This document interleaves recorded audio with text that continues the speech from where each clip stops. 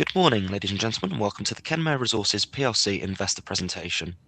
Questions are encouraged. They can be submitted at any time via the Q&A tab that's just situated on the right-hand corner of your screen. Please just simply type in your questions and press send. The company may not be in a position to answer every question it receives during the meeting itself. However, the company can review all questions submitted today and will publish those responses where it's appropriate to do so on the Investor Meet Company platform. Before we begin, we would just like to submit the following poll, and if you could give that your kind attention, I'm sure the company would be most grateful. And I would now like to hand you over to the executive management team from Kenmare Resources. Tom, good morning, sir. Thanks very much, and thank you all for joining us this morning. We appreciate there's a lot going on elsewhere in the market, so we're grateful for your attention. And I'm joined by James McCulloch, our CFO, and Catherine Sutton, our head of IR. What we want to run through today is an update on our implementation agreement negotiations with the government of Mozambique, and in particular, some developments over recent days and weeks that were worthy of announcement. Catherine, if we can move through to the first slide, please. So look, the IA has been a very significant focus for us for nearly 3 years. It's one of the governing agreements that covers our processing and export activities, including royalties, an industrial free zone, which effectively helps with efficient import-export of materials, and effectively the fiscal terms that govern our processing and sales. It was signed originally in 2002, expired nominally at the end of 2024, and it does contain rights of renewal for Kenmare on the same terms. It's an English law agreement rather than a Mozambican law agreement. And back in December 24, the government of Mozambique gave us written confirmation that we'd continue operating under the historical terms while the negotiations were ongoing. And you may recall that that was around the time there was significant disruption in Mozambique following a presidential election. And certainly we were happy to continue the negotiations in good faith at that time. Important to stress that this doesn't impact on our day-to-day operations. Our team at Moma and our mining is completely unaffected. It's a separate regulatory framework and isn't impacted by the IA. So we started the process to renew the IA back in 2022. We engaged with government. We highlighted the extent of our compliance with the commitments we made back in 2002, and we had indeed exceeded all of them, many by multiples of what we'd committed at that time. And look, I think we also realized that we got a good deal back in 2002. This was one of the agreements that effectively enabled Moma to be built. And as you move into the second 20 years of existence and the project is proven, it's only reasonable for the government to expect a slightly better return. And we certainly always felt that we'd be happy to provide that.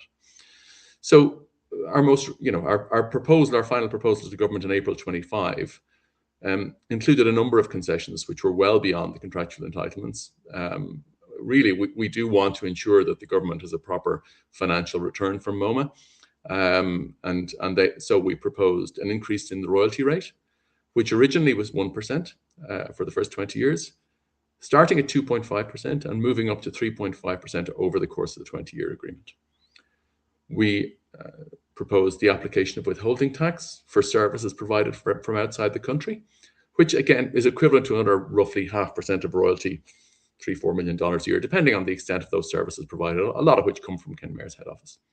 And of course, in line with our commitment to what is a 100-year asset and maintaining it in the best way possible and maintaining good relationships with the communities and people, our neighbours that surround the mine, we propose further capital investments into our processing activities at Moma, and also ongoing contributions to community development projects, infrastructure, health, sanitation, education, and so on to KMAD, our Kenmare Moma Development Association. So, this is an important agreement, and both we and the government have been treating it as such. And the renewal period that we would be foreseeing or we're negotiating for was 20 years. If we can move to the next slide, Catherine. So what's happened over recent days and what's happened more generally over the negotiations? So look, we've learned over recent days that the tax authority in Mozambique has sought to impose updated terms on our processing and export activities, effectively higher royalties. These terms were included in an internal resolution which is approved by the Mozambican Council of Ministers in July 2025. They haven't been agreed with us, and indeed they're quite different from the ones that were contractually entitled. And if they were to be implemented, in whole or in part, they could be quite damaging to us, and could be as important here. And we'll talk a little bit about why that's the case, because this is an unusual process. The internal resolution itself is certainly legally effective in Mozambique, but a lot of things that would normally happen to give it full effect haven't occurred. It wasn't, for example, included or referred to in the official record of the Council of Ministers in July. It hasn't progressed through the remaining approval processes of modification of the implementation agreement itself and the administrative court. It hasn't been to date, or until very recently, been disseminated within government or to the other government departments for implementation, and no guidance has been issued or no feedback has been issued as to what their intentions for implementation are.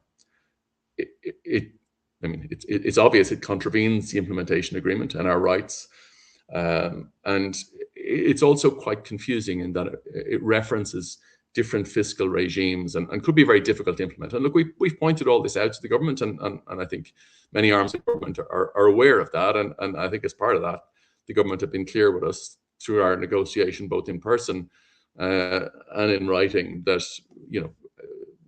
that the negotiations were ongoing, and no resolutions or no terms of the resolution would be imposed. And that goes from ministers right up to the president. Indeed, we even had a review of our IFZ, our industrial free zone status, relating to our shipping activities in October, with no comment in relation to this internal resolution. So look, while under Mozambican law it is binding or is effective, there are lots of curious elements to it, and certainly there's been no action or no efforts or initiatives to implement any part of it until very recently. And I think it's the fact that part of it has been implemented, or is being implemented, that requires us to make the announcement today and highlight the potential effects of it. The resolution itself did grant the 20-year extension, but gave a slightly faster schedule for acceleration of the royalty from 2.5 to 3.5%, reached 3.5% in 2031. Kenmare's proposal was a number of years later. Revoked the industrial free zone that is applied, and as I mentioned, that's important for a number of reasons. And the IFZ limits, the removal of the IFZ limits exemptions from custom duties and import VAT to equipment and spare parts and accessories. There are lots of implications, and as I said, parts of these terms are quite confusing and potentially contradictory. And we don't believe that all of the potential impacts were intended by government, and they might not ever even be implemented. But we haven't had any clarity from the government. We haven't had any specific feedback on their intention to date. However, obviously the behaviours of the tax authority do require us to highlight this exposure. If we can move on to the next slide, please. Look, I think the actions as well are quite surprising, given we've had significant progress and encouraging progress over recent weeks. I was down in Mozambique in late February, the 19th of February. We met the Minister for Mineral Resources and Energy, the Minister for Economy, and a number of other senior government stakeholders. And effectively, the takeaway from that meeting was that we would agree to focus on finalising the renewal within a 30-day window running up to around the 20th of May. And look, we've been engaged with those representatives since that meeting, as recently indeed as this morning, to secure an agreement within that timeframe. And so, the Mozambique tax authority's request for us to pay a royalty rate of 2.5% instead of the 1% was a surprise and a concern to us.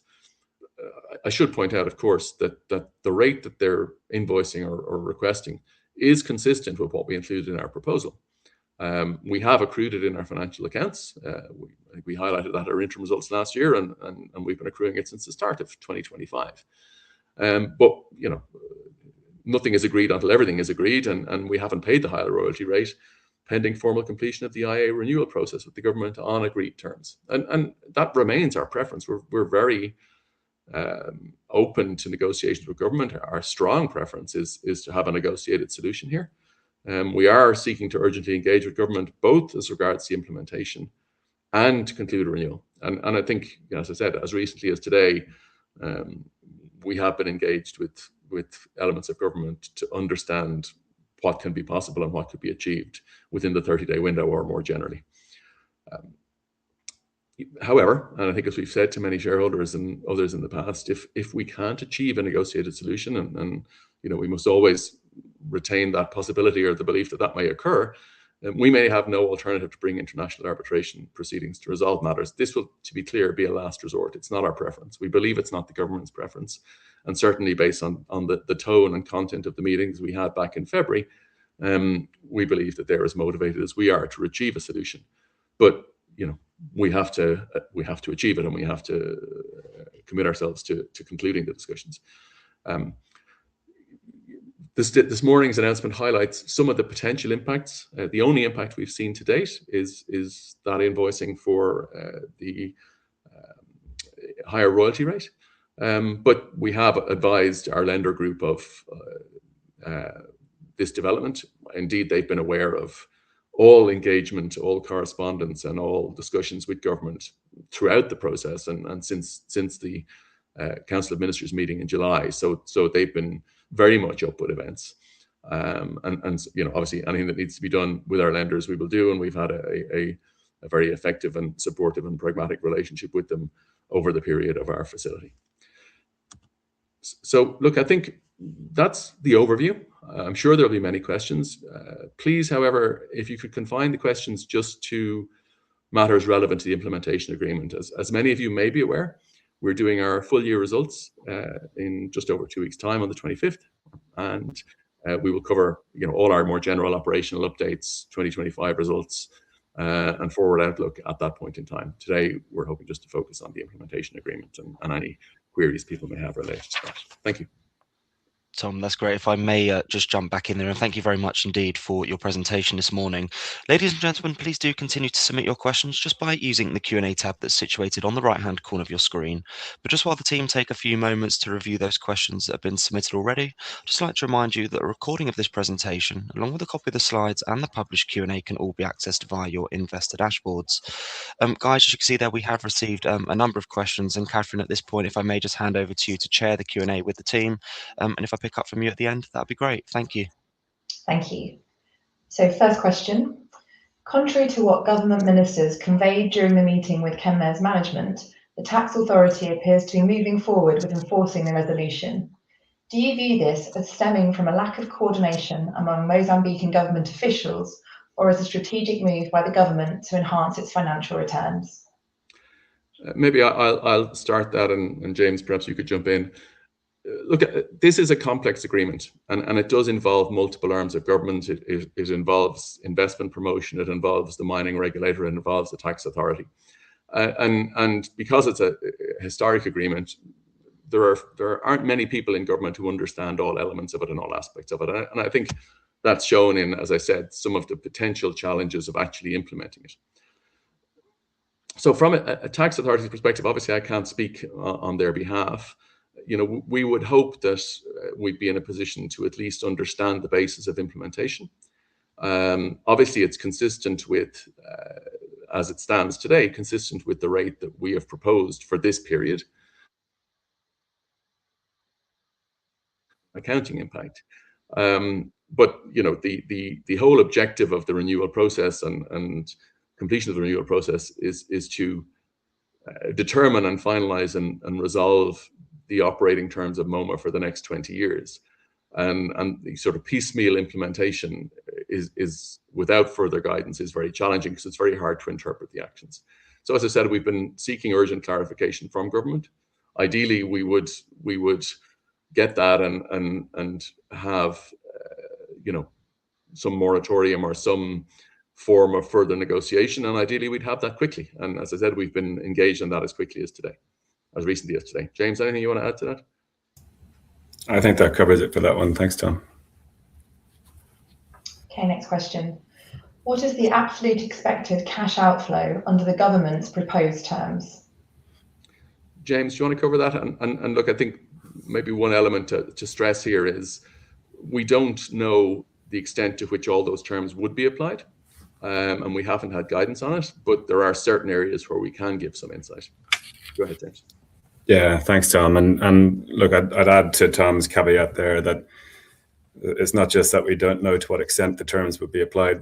There are some areas where we just don't know what the terms would be under the resolution that they've proposed. If I sort of step through the main areas, I suppose the first is the royalty rate itself that Tom mentioned, and a faster ratchet up to 3.5% than we had envisaged. I think that's relatively easy for people to estimate, and it's effectively straight off our top line. So it would be an extra, call it 1% or fraction of that of our revenue. So looking at potentially a few $1 million there of extra royalty versus what we had proposed ourselves.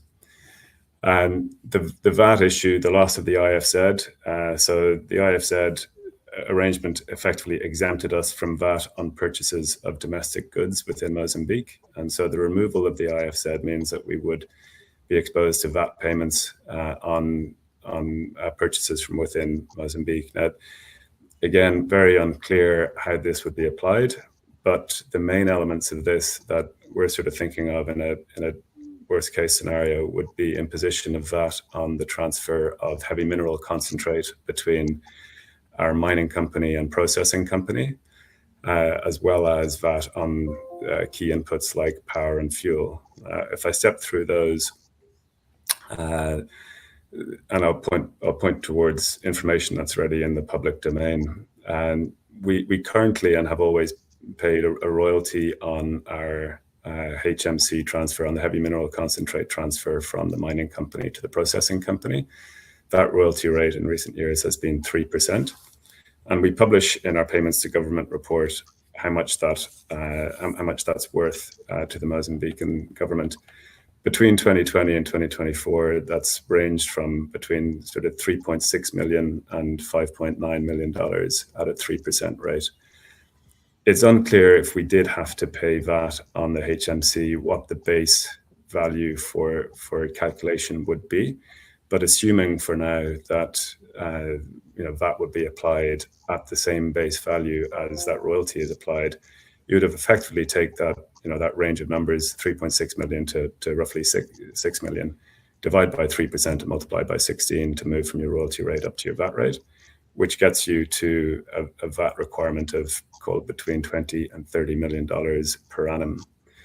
And I'll come back to that in a moment. Just the other sort of main item that I would kind of highlight, I suppose, is the fuel and power that we buy within Mozambique. And at our H1s last year, we reported that fuel and power costs in the half were around $22 million. Previous year, $23 million. So around $45 million on an annualized basis. And if that was to be applied on that, you'd be looking at about $7 million.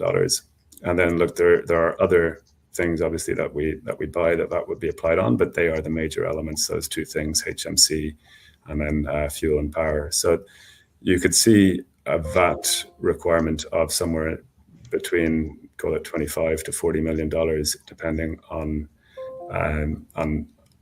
the year, and that is, that's really, as we see a worst case scenario, we just don't know if that's the intent or if that's how it will be applied. That, of course, given we export our products, would be recoverable, and so what you're talking about there is a sort of a working capital requirement to fund those VAT payments between the time of payment and the time of recovery. The other element to mention from a cash outflow perspective, and again, it's uncertain and hasn't been referenced, is whether corporation tax would apply on our processing and export company.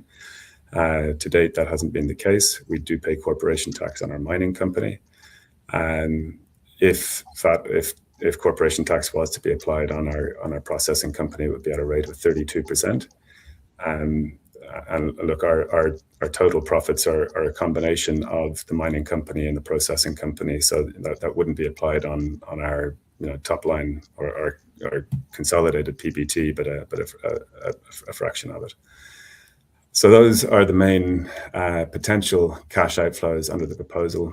And as Tom said, highly uncertain at this stage to what extent, if any, those would be applied, and that's something that we have been seeking to get some engagement and instruction on, and we'll continue to do so.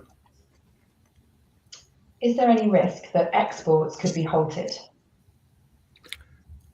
Maybe I'll take that. Look, I think that's very unlikely. I think, first of all, we are paying our normal 1% royalty.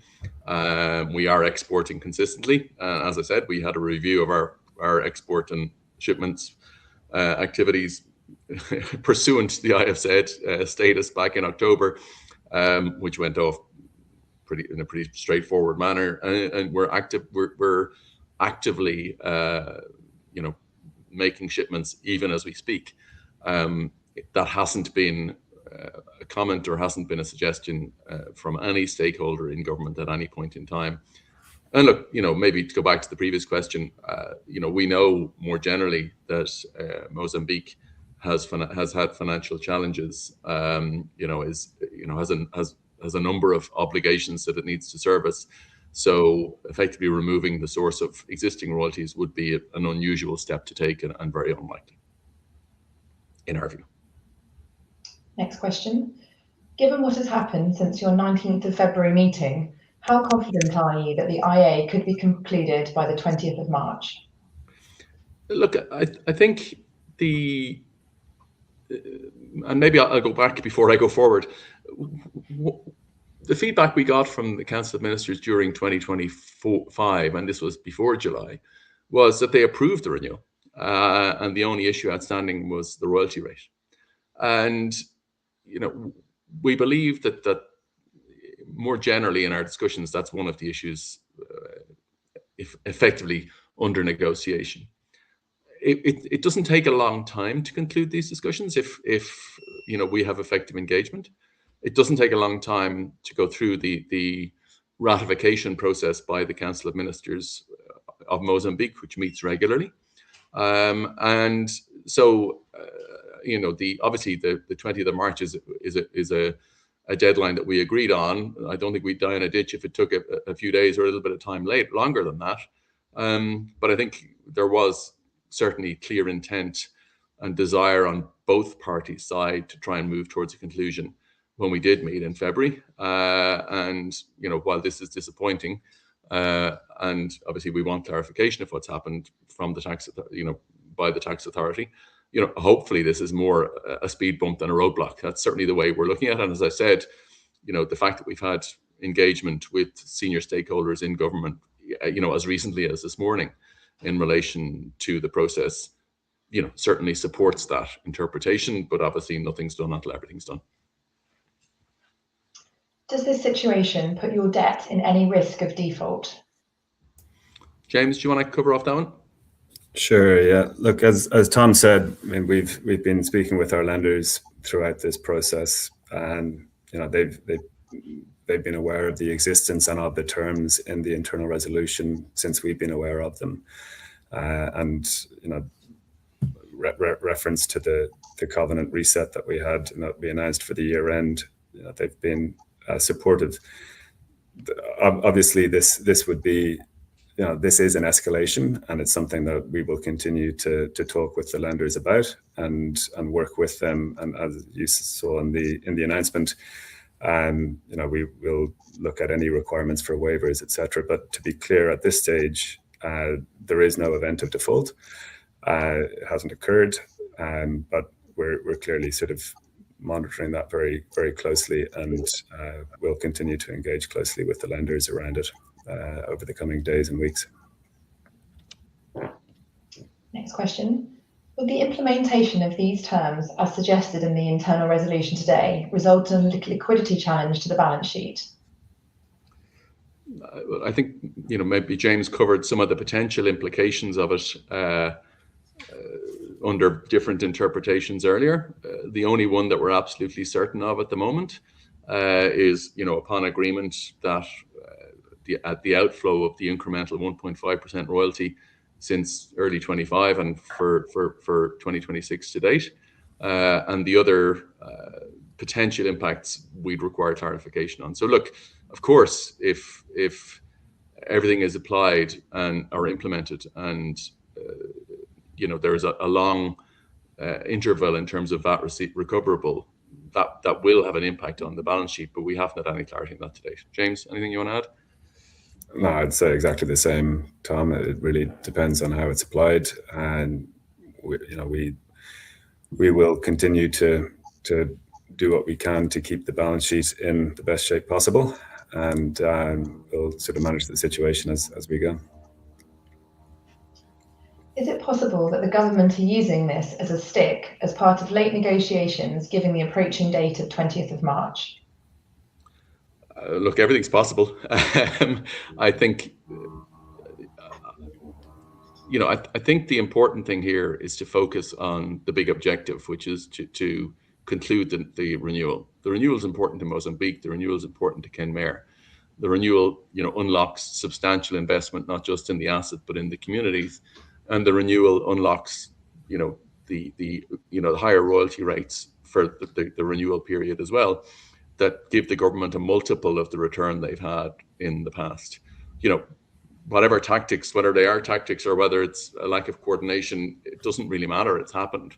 And we just need to work our way through it. And that's what we're aiming to do. Next question. Mozambique is tackling an insurgency and simultaneously trying to attract massive investment to unlock the monetization of extensive gas resources. Is the government demonstrating an understanding that the optics of a row with a massive FDI provider, Kenmare, is unhelpful for the broader macro outlook for Mozambique? Well, I can't speak for them, but I think the government is aware that to achieve the economic objectives, that I think the president and the cabinet have, will require investment from external sources, and obviously the investment environment generally in Mozambique will be an important component of that. So, I think we do believe that they understand those challenges. We do believe that they understand, that an investor like Kenmare, who's been in the country producing for nearly 20 years and operating for nearly 40, that there'll be a lot of eyes on that process and a lot of eyes on the resolution of it. And I think that goes to the point that I made earlier that, they like us are likely to be motivated to conclude something through negotiation rather than otherwise. But I think that the challenge here is, and the question kind of alludes to it, Mozambique is facing a number of issues that it needs to address. I mean, we will have heard, many of you will have heard in recent weeks and months of the challenges around the Mozal plant in Maputo. Equally, there's been quite tragic and widespread flooding recently, and obviously some of the trends in aid budgets generally, most notably out of the US, has impacted on the health budget. So I think the government has quite a lot of challenges that it needs to address, and I'd be hopeful that they'd recognize that partnership with, an external proven investor like Kenmare, that is a good employer, that has good social programs, that has a good benefit for the community, and is very transparent in all its operations, is a beneficial thing. And that they're certainly the themes we've been emphasizing in all our discussions. Are you getting support from the Irish and/or the British governments in your discussions with the Mozambican authorities? We've had excellent support, actually, from the diplomatic community generally. The Irish ambassador, UK High Commissioner, the EU ambassador, and we should bear in mind the EU is, via some of those major oil and gas projects, is probably the biggest investor in Mozambique over the next 20 years. Even the Omani consul, the Oman Investment Authority, being our biggest investor. So we've had lots of stakeholder support, and indeed those parties are actively involved in or supporting the discussions that we're having over recent weeks as well. So, again, I think the wider messages, not just the Kenmare message, but the wider messages in relation to investment environment and confidence are certainly being conveyed by more than just Kenmare. Was there anything in your contact this morning with the government that gives you any renewed hope of agreement? I won't go into the specifics of content with government, but I think it's important to stress that the occurrence of it and the openness to it is generally a productive sign. But I wouldn't want to tempt fate or invite people to draw conclusions. What are the options with banks to finance this potential new working capital need? I can take that, Tom. And I'd sort of highlight the potential word in that there, Catherine. It's uncertain at this stage. And obviously, as we said earlier, we're sort of working through this with banks, and we'll look at options for how we fund that, whether it's through existing or potentially new facilities. Have you had any discussions regarding covenant waivers, especially the $25 million minimal liquidity commitment? Look, as I said, we're sort of, we are very close to the banks. They're very close to what we're doing and what our outlook is. So if and when any waiver discussions are appropriate, we'll have had them well in advance of the need for a waiver in that regard. As the tax authority appears to be taking steps towards enforcing the internal resolution, it seems increasingly likely that additional impairment may need to be recognised. Could you comment on the potential magnitude of such an impairment loss and the likely timing for when it might be recognised? Look, I think there's too much uncertainty in the mix at the moment to say when we might need to recognise an impairment in light of this development and what the magnitude of that would be. I would share that we guided towards a $300 million impairment that we'll take in our prelims, and that is market related rather than related to the developments that we're talking about today, although it does include the higher royalty rate that we've proposed. And obviously we would need to look again at what the magnitude of an impairment might be should these terms be pushed through in whole or in part. If you have to move to arbitration, would you have to pay the tax requested by the Mozambique Tax Authority during the period of arbitration? Well, firstly, if we had to move to arbitration, the first thing that happens would be that an arbitral panel would be assembled. And as soon as the panel was assembled, we could apply for what's called interim measures, which effectively would seek to suspend the application of the internal resolution pending the conclusion of any arbitration. And obviously it would be a matter for the panel to determine whether that application will be granted or not. But I suppose so the answer is not automatically, not certainly. And it would then depend on the panel, which would be constituted within a short period of months. What conditions or developments would trigger the initiation of the arbitration process? Look, I think, as you can probably detect from the tone of the agreement, firstly, arbitration is not our preference, it's not our priority, and it will be a last resort. And it would be a very clear signal and a quite explicit signal that the government intends to implement the terms of the resolution without further negotiation, that the government views the negotiations at an end, and obviously if something contravenes our rights and those rights are very unambiguous, then we have a choice to make. So as I think we've said in the announcement today, we're certainly nearer that point than we would have been a number of weeks or months ago, but we're by no means there yet, and that will be a matter for the board to consider if and when it needs to. And look, as I've said earlier, and just bears repeating, we don't believe it's the government's desire either. I don't think disputes, for many reasons that we've covered in this Q&A, are a good look for anybody, and certainly our priority would be to avoid one. Have you seen the authorities seeking to implement the proposed VAT changes in recent times?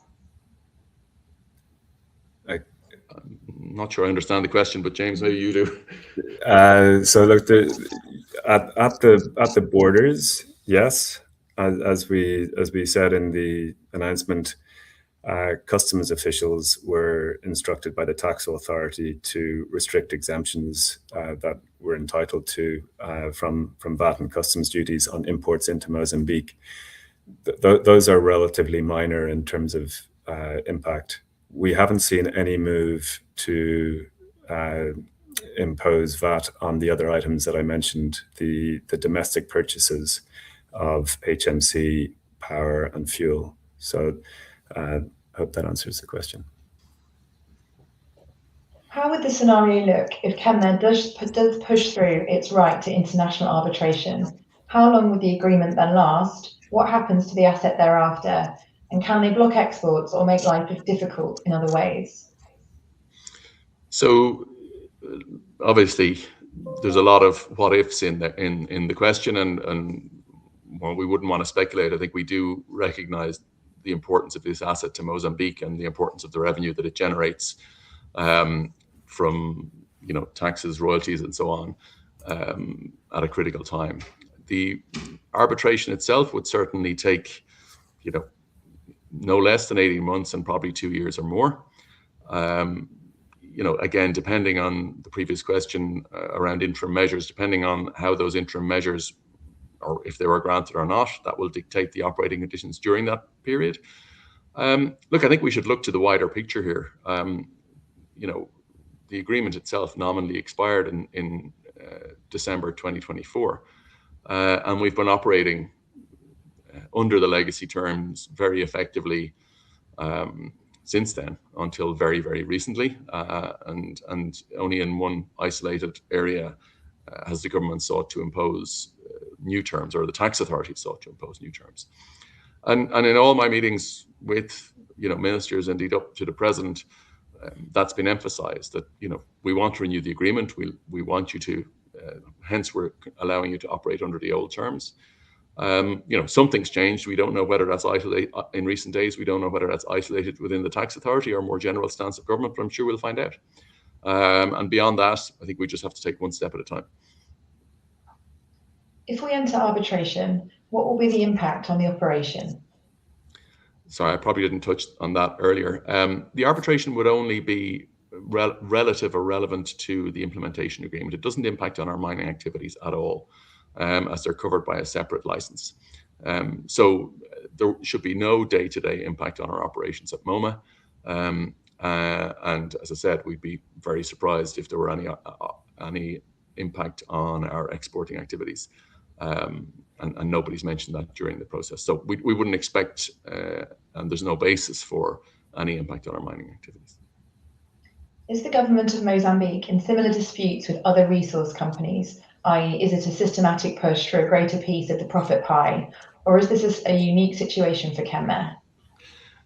Look, I think generally we have to recognise that governments are always seeking additional revenues and are always seeking what they regard as a fair share of the natural resources of the nation. And we've certainly seen back and forth with Total and with ENI in relation to their very significant mega projects in Cabo Delgado. We understand, from our various diplomatic supporters that it's not unusual to have back and forth with government in relation to finalising investment agreements. And so, I think that's, certainly we respect the rights of the government to try and secure the best deal for the nation. And look, I mentioned earlier the Moselle situation, but Kenmare is a little different. We've been operating for nearly 20 years. We've been producing for 20 years. We employ 1,700 people. We've been very compliant. The ministers, president, and indeed stakeholders generally have nothing but good things to say about how we conduct our business in Mozambique. And I think regard the partnership that we've had over that period is a very good one, and would like to maintain it. So I think you always have to balance those competing objectives if you're in government. And I think, the stakeholders with whom we engage have an appreciation of that. So this is hopefully a commercial matter. Kenmare's mining licence is due to come up for renewal in the coming years. Have you opened talks on renegotiating that? And if so, how are those talks progressing? That's right, it has. And our application for the renewal of the mining licence will be done in the normal course. I'd like to stick on the IA at the moment. We haven't had any, substantive discussions in relation to the mining renewal to date. And that was the final question. Back to you, Tom. Thanks very much. Look, guys, I know and thanks for taking the time. As I said, I know this is a busy day. This announcement contains a lot of what ifs and a lot of uncertainty. But what we wanted to do and what we needed to do is effectively to give clarity on what has happened, clarity on what could happen to the extent that we're aware of it, and highlight the fundamental objectives that we have, which are just, to secure an agreement to continue our operations. Because, the big picture here is that, we've invested over the last couple of years, nearly $300 million in the future of Moma. It's a 100-year asset. We've had nearly 40 years of really good partnership with the government in Mozambique. It's pretty much a textbook case of how an international investor and government can work together. And we, it's our preference and our aim, and we think the government's to continue that. So hopefully we can reach that conclusion before too long. Whether it's by the 20th of March or whether it takes a little longer, we don't know. But you should certainly be assured that we're sparing no efforts to engage constructively and try and understand what is possible, and we'll keep the market updated as we progress. Thank you. Perfect, Tom, that's great. If I may just jump back in there, and thank you all once again for updating investors this morning. Could I please ask investors not to close this session, as you'll now be automatically redirected to provide your feedback. On behalf of the management team of Kenmare Resources PLC, we would like to thank you for attending today's presentation. That now concludes today's session, so good morning to you all.